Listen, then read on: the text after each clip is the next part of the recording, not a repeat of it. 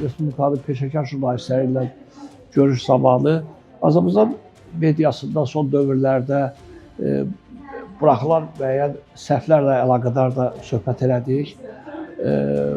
Bu səhvlərin qarşısının alınması üçün dilçilik elminin edə biləcəyi tövsiyələrin bəzilərini çatdırdım peşəkar jurnalistlərimizə. O cümlədən bizim jurnalist mütəxəssislərimizə bizim dilimizin problemləri ilə bağlı, dilə əcnəbi sözlərin daxil olmasının yaratdığı problemlər, o problemlərin qarşısının alınması ilə əlaqədar görülən işlər və digər bu tipli məsələlərlə bağlı maraqlı polemikamız oldu. Jurnalistlər çoxsaylı suallar ünvanladılar.